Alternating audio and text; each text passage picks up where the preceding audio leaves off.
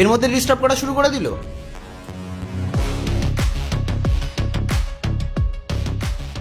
ধ্যাৎ, মেজাজটাই পুরো বিগড়ে গেল। এ বাবা, তারটা কি করে ছিল? ধর তরিকা, ধ্যাৎ।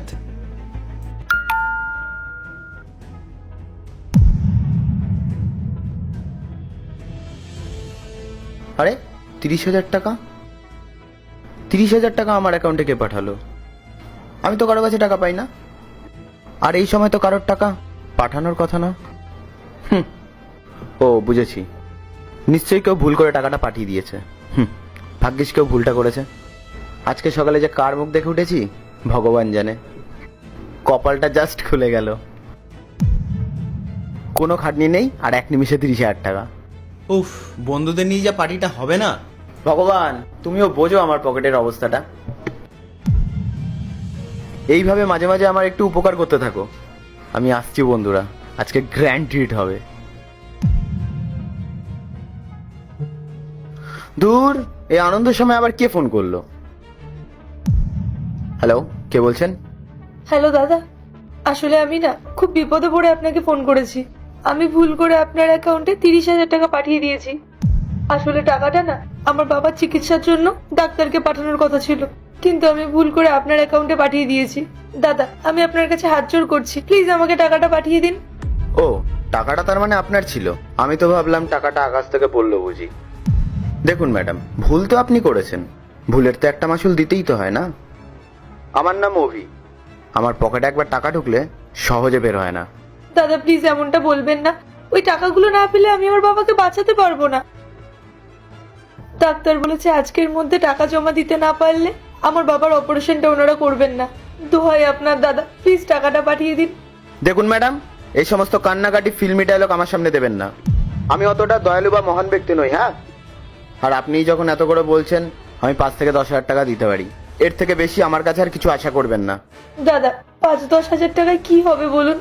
আমাকে পুরো 30,000 টাকাটাই দিতে হবে ডাক্তারকে, নাহলে ওনারা আমার বাবাকে ওটিতে ঢোকাবেন না। আমি আপনার পায়ে ধরতেও রাজি আছি দাদা, প্লিজ টাকাটা পাঠিয়ে দিন। দেখুন ম্যাডাম, আমি যা বলি তাই করি, হ্যাঁ। আর বেশি নাটক করলে না, এই 5,000 টাকাটাও পাবেন না। তখন পুরো 30,000 টাকাটাই না আমার পকেটে থেকে যাবে। আর আমি এখন কাজের জন্য বেরিয়েছি, আপনি আমাকে ফোন করে ডিস্টার্ব করবেন না। আমি রাখছি। দাদা, দাদা শুনুন, ঠিক আছে, আপনি যদি পুরো টাকাটা না দেন তাহলে কোনো ব্যাপার না, আপনি অন্তত অর্ধেক টাকাটা দিন। বাকি 15,000 টাকা আমি ঠিক কোথা থেকে ধার করে নেব। আমি ভাববো ওই 15,000 টাকা বোধহয় রাস্তায় কোথাও হারিয়ে গেছে। আপনি ওই টাকাটাই আমাকে দিন, আমি ম্যানেজ করে নেবো কোনোভাবে। ঠিক আছে। আপনি আমার এই নাম্বারে আপনার ইউপিআই আইডি বা স্ক্যানারটা পাঠিয়ে দিন। আমি একটু কাজ সেরে 5 ঘন্টার মধ্যে 15,000 টাকা পাঠিয়ে দিচ্ছি। কৃতজ্ঞ থাকবো দাদা আপনার কাছে। আমি এক্ষুনি স্ক্যানার পাঠিয়ে দিচ্ছি, আপনি দয়া করে টাকাটা পাঠিয়ে দিন।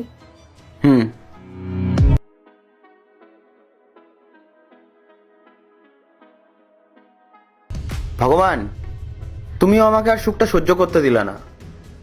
কোথায় 30,000 টাকাটা নিয়ে পার্টি করতাম, সেখানে 15,000 টাকা দিয়ে দিতে হবে। যাই হোক, মন্দ কি, এই 15,000 টাকাটা তো ফ্রিতে পাওয়া গেল। এই 15,000 টাকা দিয়ে আজ বন্ধুদের সাথে ফাটিয়ে মজা হবে। যা পেয়েছি তাই সই, কপাল আজ সত্যি ভালো।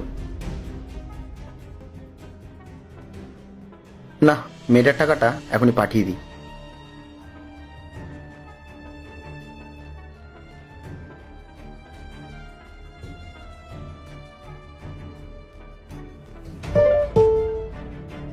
যাক বাবা, একটা তো ঝামেলা মিটলো। হাতে তো 15,000 টাকাটা তো থেকে গেল।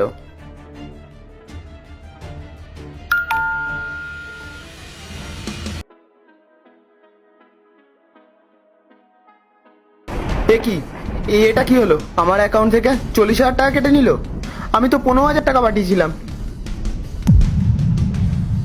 কি, এটা কি করলাম আমি? ওই মেয়েটা যে স্ক্যানার পাঠিয়েছে, ওটা একটা হ্যাকিং কিওয়ার্ড কোড ছিল। আমি যখন ওটা স্ক্যান করে পিন নাম্বারটা দিলাম, আমার অ্যাকাউন্ট থেকে সব টাকা কেটে নিল।